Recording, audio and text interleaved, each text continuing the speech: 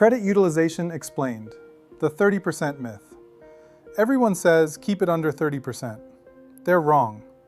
If you want the best possible score, you want single digits, and the timing matters more than the payment.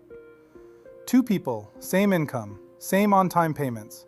Both have $10,000 in total card limits. Person A reports a $2,900 balance. That is 29%. Person B reports a $400 balance. That is 4%.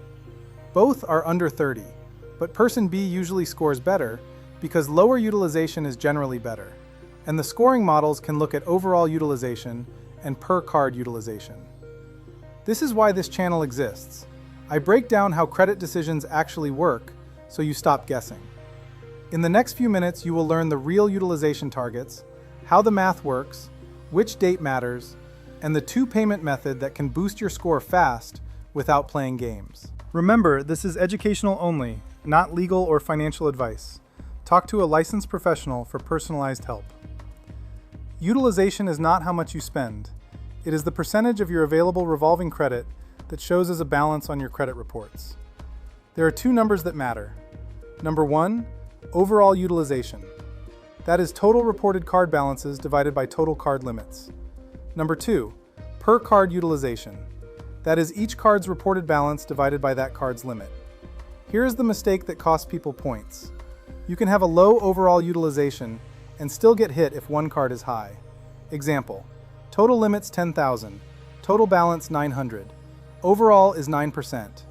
But one card is 900 on a 1,000 limit. That card is 90%. That can still hurt.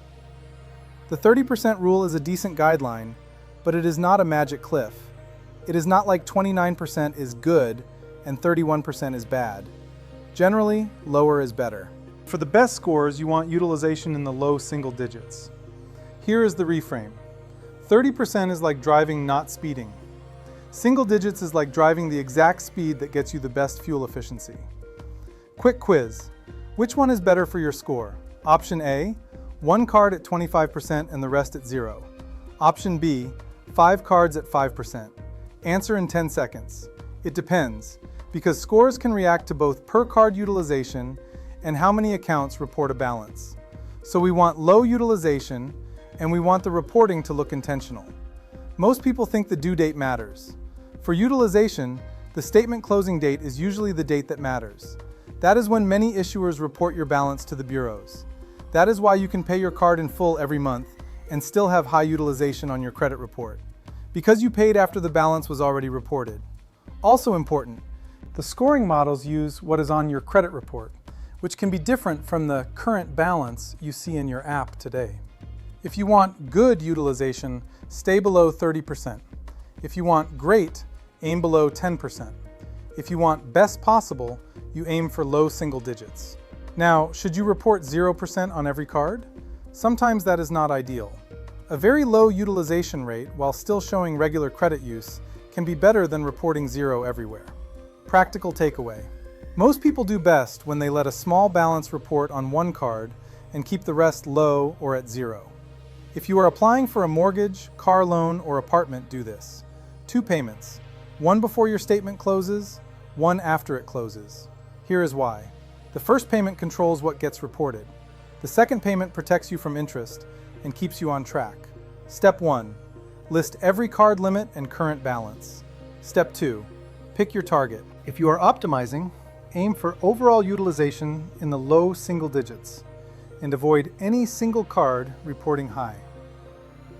Step 3. Before the statement close date, pay balances down so that the reported amount is small. If you can, keep each card under 10% and keep the overall in single digits. Step 4. Let one card report a small balance. Not a huge balance, just a small one that is easy to pay off. Step 5. After the statement closes, pay that small balance off by the due date so you do not carry interest.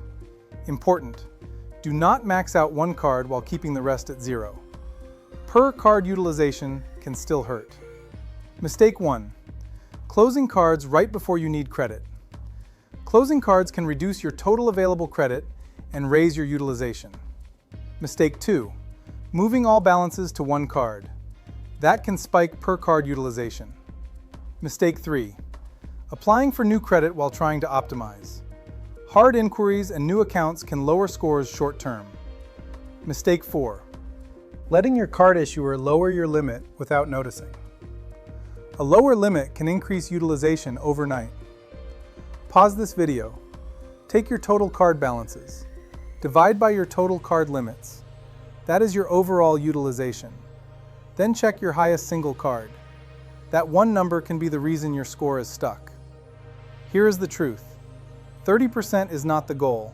It is the safety rail. If you want the best scoring outcome, you manage what gets reported. You keep overall utilization low, you avoid any one card reporting high, and you time payments around the statement close date. If you are within 30 to 45 days of a mortgage application, utilization is the fastest lever because it can move your mortgage scores quickly. Mortgage lenders do not price off your free app score. They price off mortgage scoring models, and those models can be extra sensitive to revolving balances. A small reported balance change can push you into a different pricing or mortgage insurance tier, which changes your monthly payment. So do the timing play. Pay down before the statement close date so a low balance is reported. Then ask your lender if they can run it through automated underwriting and, if needed, use a rapid rescore once the new balance is post.